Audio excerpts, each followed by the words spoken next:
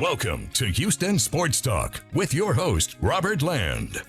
Thanks for checking into the best Houston sports podcast, part of the National Bleav Network. And joining me is a Bleav colleague, a fellow Bleav colleague, the Bleav in Chiefs podcast host, Jeff Fedotin. Excited to preview the Texans-Chiefs with you, Jeff. And how does it feel to be, I guess, the Astros of the NFL? Have you got used to being the NFL Blue Bloods?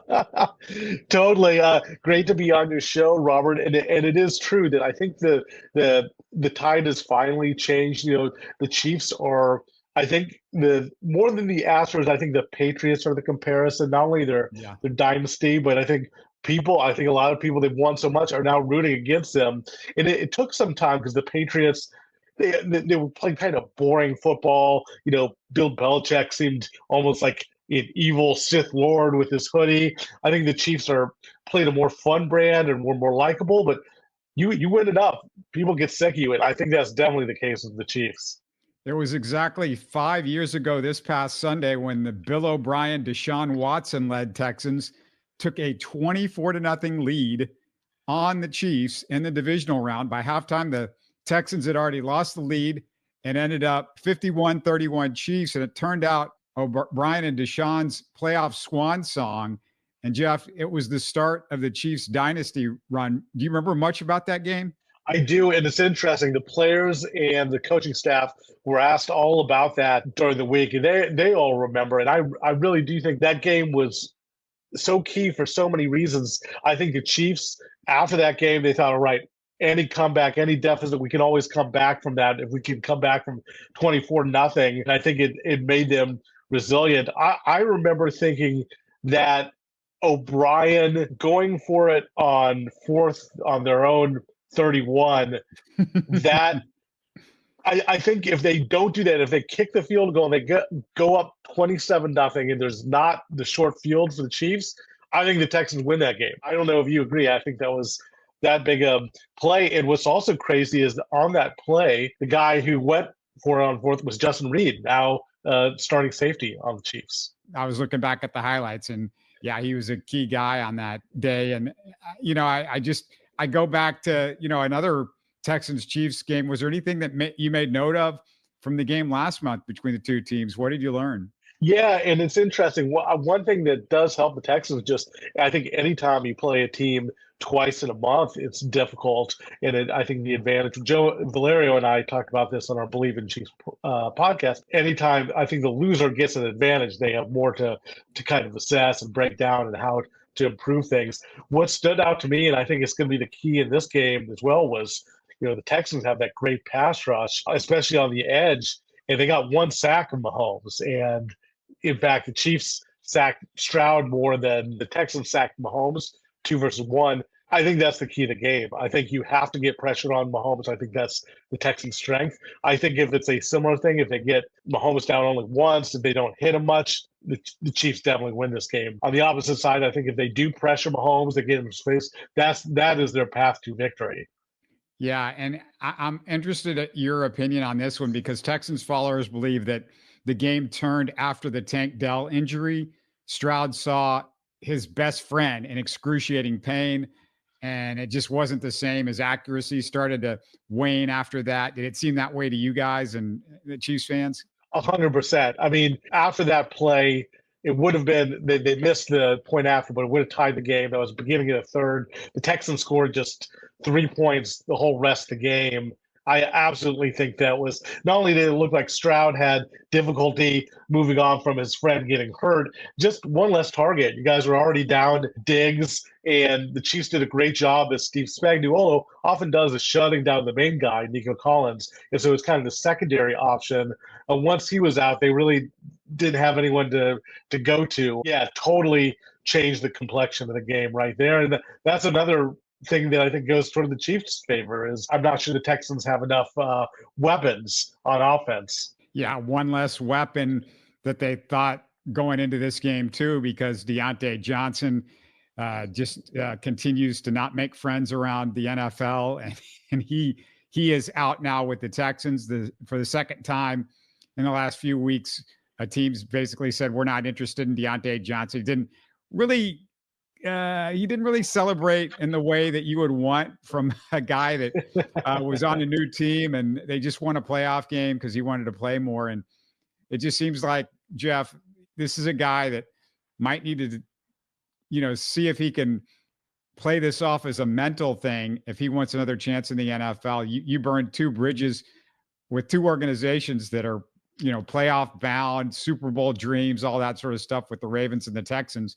But basically, he's off the table now. And I was thinking, well, that could be I'm going to get to some other X factors to you, but I thought, oh, maybe Diontae Johnson could be somebody that shocks everybody this week because, they didn't use him a bunch last week and they went more with Mechie and that didn't go very well with the Texans. Yeah, scratch that one off, man. He is really, and he was with the Steelers before being signed by the Panthers. So in the last just over a year, Steelers, Panthers, Ravens, Texans, 4 teams of the year. I always like when the Panthers signed him. I'm like, I didn't realize he was kind of the locker room cancer that he was, but I always thought he had bad. He's a talented guy, but always had bad hands. Had a lot of drops with the Steelers. So yeah, I think he's not going to be a factor. He looked like maybe it could be, but perhaps addition by subtraction for the Texans and the other teams who got rid of him.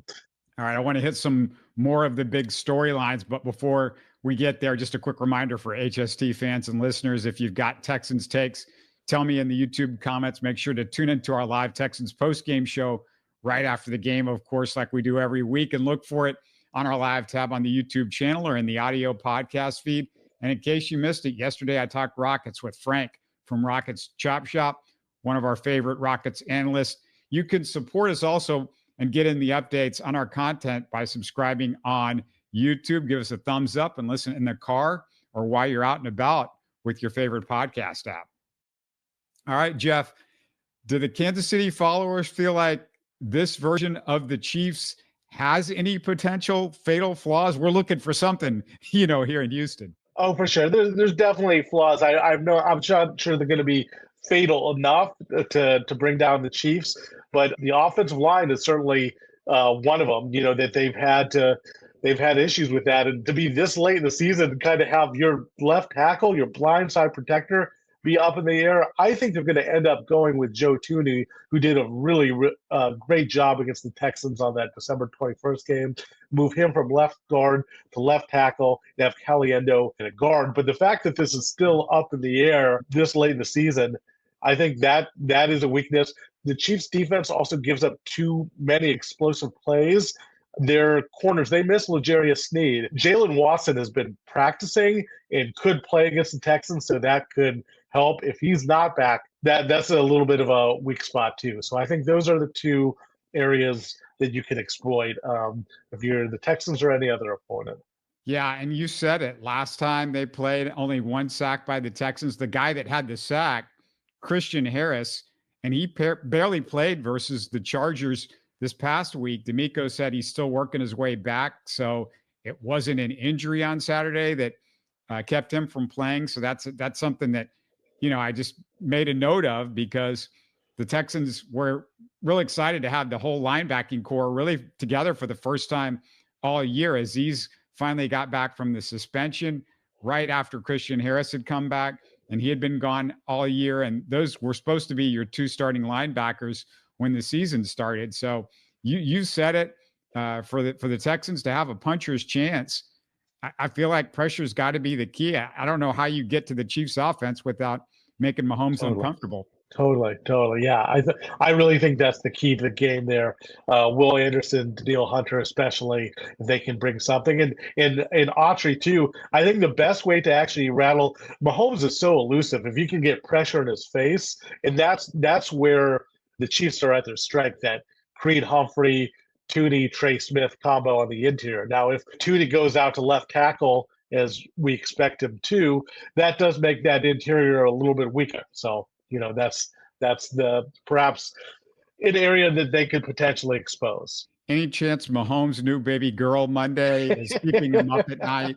I mean, is Golden Ray Mahomes, is she going to be an inspiration, or maybe could she sap his energy a little bit? You know what? It was funny. I think with his third kid now, I think he's a pro at this. I don't think that's going to derail him. But, it's funny. I do think that was actually, he played so well. Probably his best games of the season or his best stretch against the Texans and the Steelers. And I think he was really motivated. He's like, man, I don't want to have to worry about the delivery and stuff while we're in the playoffs. So I think on the other side, I think it did serve as motivation. So we'll see. Maybe if he's a little too sleep deprived, maybe that helps the Texans a little bit too. I guess they just went after the 1 seed. So he was planning the baby that way. So he knew he was going to have a week off or something like that. Yeah, exactly. I think they induced it. I think that because once he was able to lock up the 1 seed, they also had that long rest, which is also part of the major theme for this week because he didn't have to play in Denver. He could have potentially missed that game, and then he had 2 weeks after that. So it gave him a big window to have that kid.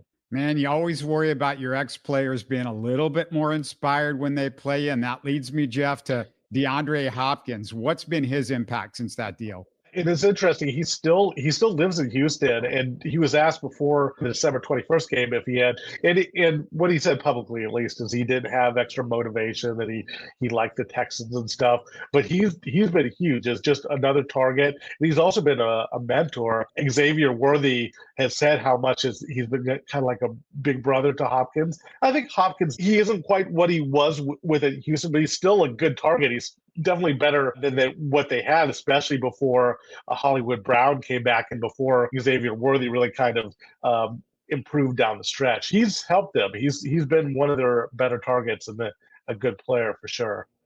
Travis Kelce has another gear when it gets to the playoffs. Do you Bleav he's still got that extra gear at his age? I do, and I think it will help. Like what happened last year is he rested up and then he had that extra gear. He had a great playoffs. I do think he's lost a step, but I think this long layoff, 24 days, might benefit him more than any other Chiefs player. I think that he's going to have a couple good playoff games here, at least because of that. I think he's got enough left in the tank to make a nice run for the Chiefs. Are there any X factors, Jeff, that you see? Because I'll just throw a couple out there that I got. The quarterback of the Texans defense, Azeez Al-Shaair, suspended for the first matchup. The Texans record 8-3 when Azeez plays, 2-4 when he does not. Another one, as far as X factors, and it was discussed a bunch in Houston, was Stroud's willingness to run the ball against the Chargers. It's almost like a light bulb went off. Joe Mixon has been encouraging him to do it all year, Jeff, but we never saw him use it as a real weapon until this last game against the Chargers, 2 of his best runs of the season. So those are a couple of things that I just see over here from the Houston standpoint. Yeah, those are really good X factors. Another one, I'm curious to see if the Texans can make advantage. Now they don't have Dell, they don't have Diggs. The Chiefs, especially early in the season, had some difficulties with tight ends. I'd like to see if Dalton Schultz maybe can make more of an impact. The Chiefs, especially against the Ravens, with Likely, and also against the Bengals, their kind of 3-headed tight end, including Gesicki, really had some success against the Chiefs. So I'm curious there. And I kind of allude to this. I'm interested to see if the layoff, if the Chiefs have any rust, especially early. I expect the Chiefs' first offensive drive to be good. I'd be surprised if the Chiefs do not score at least a field goal on their first drive. Andy Reid is so good at scripting his first 15 plays, given so much time to break things down. I think that's going to help them. One more X factor is Chiefs fans are a little bit worried about Harrison Butker. He's one of the best kickers in the NFL, but he had knee surgery late in the year, just a scope job, but he's come back and he's missed a couple kicks, including that last game against the Broncos. Dave Toub, the great special teams coach, assured the media today that the rest did well. He's looked great in practice, but if the game gets close, that's something to watch. Another X factor, of course, when you're in Kansas City this time of year, the weather. The first matchup was in the 30s. It was pretty clear. Last I saw, no precipitation or crazy winds forecast, but I was just talking to you before we started, Jeff, and you're saying, well, maybe not so fast on that. What are you hearing as far as the weather forecast for Saturday. Yeah, they were talking about that today. It's going to be cold, which would, of course, no news there. It's Kansas City in late January. So it's going to be cold. And it is, I've been hearing that the predictions are saying that it is supposed to be windy. There is a chance. I'm not saying it's going to snow, but there is a chance for what they're saying. But I mean, I think the performance of the Chiefs or the Texans is actually easier to predict than Kansas City weather, which is often mercurial. So. Oh yeah, I've spent a lot of time up in Missouri, and it was, what's the weather this minute, because it'll change the next minute. And the other part of that weather is CJ Stroud has not had much success in college or the pros in cold weather. I mean, I cannot remember him getting a big win in cold weather so far with the Texans. That was an issue when he was at Ohio State. Surprisingly, you would think a guy Right. in Columbus would not have an issue with the weather after having all that success in college. But, I think you got to factor that in. Totally. Yeah, no, that is weird. You would think an Ohio State quarterback should be used to cold weather. But yeah, no, I think that's another advantage. And of course, the Chiefs, they went outside. They mentioned how they did all the special teams drills out there. So just, I'm sure, playing in the elements and going outside all week, I'm sure that helps. Yeah, one of the things that we're talking about the Texans pass rush with the Chiefs pass rush, there wasn't much of an effect, at least on the stat sheet the last game with Chris Jones. I don't know what's going to happen because the Texans played Juice Scruggs at right guard, but the starting right guard this year has been Shaq Mason. He's been out. Scruggs didn't play too badly. Mason's back at practice. I don't know if they would go with Mason if they feel like he's healthy enough. And one thing about Jones is, I don't know, are we going to see him, do you think, more line up on one particular side? Which guard do you think you'll see him go up against more in this game? Or will it matter based on matchup? Yeah, and I think you're also going to see him on the edge a little bit too. I think they're going to move him around. I expect a big game from Chris Jones. He played a lot of snaps this year, and I think this rest does well, especially at a little bit of a calf strain. So I think that's a great point. I think pressure is going to be key to the game. We talked about the other side, that the Texans have to get pressure on Mahomes. The Chargers got pretty good pressure on Stroud. I actually think the key play in that game that turned the tide was when they were pressuring him and he made that crazy long pass. I think it might have been Hutchinson on the reception when it looked like it was going to be closer to a safety than a long completion. So I think the pressure is going to be key. The Chiefs have not gotten a ton of sacks, but they've been better late in the year. I expect a healthy and motivated Chris Jones. Last I checked, point spread 8.5. Does that sound right to you? It does. I'm thinking the Chiefs win. I think the Texans actually cover, just the Chiefs have played everyone close. All that stat about so many one-score games. So I'm thinking the Chiefs win by about 8, just like they did last time. So it's just one score. Now, the game last time actually could have been, in reality, more. Kareem Hunt had that long run where he intentionally went down, and the Chiefs took a knee deep into Texans territory toward the end of the game where they could have scored. So in reality, it was kind of more than an 8-point win, but I'm thinking 8-point win for the Chiefs this time around too. Yeah, you mentioned Butker and the field goal kicking with the Chiefs. I'm interested to see how Fairbairn might handle kicking in Kansas City if the weather gets a little bit crazy, like you said, and he missed that extra point in Kansas City, and it felt like it could be a big one. It turned out that it was about an 8-point game, so it wasn't. But that is a concern, and just Fairbairn has been a lot more inconsistent the second half of the year than he was early. Totally. Yeah. He seems like he's a guy who could make a 60-yard field goal and also miss like an extra point or a short yard field goal. Got a lot of talent, but kind of inconsistent for sure. Any other angles that you're looking at as we go into this one? No, I think we've pretty much covered it all. I think the Chiefs, though, the big thing that a lot of people are talking about is the rust. It was the layoff too long. But if you're the Chiefs, yeah, they might be a little bit rusty, but they're really healthy. They did on their injury report. I mean, pretty much everyone practiced. They have some guys who are maybe a little nicked up, will be on the injury report, but everyone practiced. So if you're the Chiefs, you take that. You roll the dice with maybe a team that has a little bit of rust. If you have a team that's been so good, the dominant team in the NFL, if you have a team that's completely healthy like that, you like your chances if you're the Chiefs.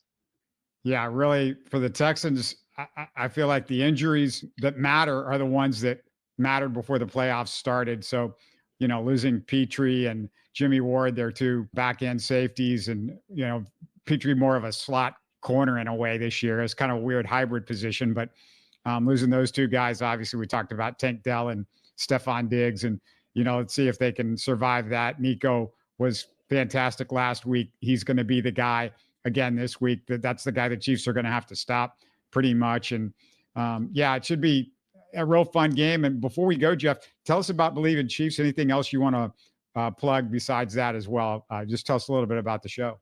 Yeah, thank you. That's a great point about the injuries. I had forgotten about, I knew about the wide receiver injuries, but I had kind of forgotten about the secondary injuries for Texans. They're certainly a lot more beat up than the Chiefs. And yeah, thanks for the opportunity to plug our show. It's Bleav in Chiefs, BLEAV in Chiefs. I co-host it with former Chiefs offensive lineman Joe Valerio. He holds the record for most tackle-eligible touchdowns in the NFL, caught touchdowns from Joe Montana. So listen in there, and also check out my articles on Forbes.com. I had a one-on-one with Patrick Mahomes. I wrote about his new Doritos Super Bowl campaign, and also how Texas recruited him as a defensive back, not as a quarterback. That's a recent story which he told me about there. So, yeah, I definitely remember Joe Valerio. I covered one of the Chiefs games back in the day when Montana was at quarterback. And I remember I'm in the media room after the game and Montana's up at the podium.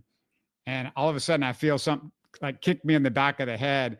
And somebody had one of Joe's kids on their shoulders. And I think it was his kid or something that kicked me in the back of the. I think if I remember correctly, that's exactly what happened. But man, it was fun to get to see Joe Montana live and in person and on the field. And, it wasn't quite the Joe Montana with the 49ers, but I still saw him pull off a great 2-minute drill in that game. And he could look like that guy at times, which was pretty cool. And of course, the Oilers fans, Houston fans will remember the playoff victory that he had when the Oilers actually had a 10-0 lead against the Chiefs. So, there's some Joe Montana memories here, definitely for me and for Houston fans, for sure.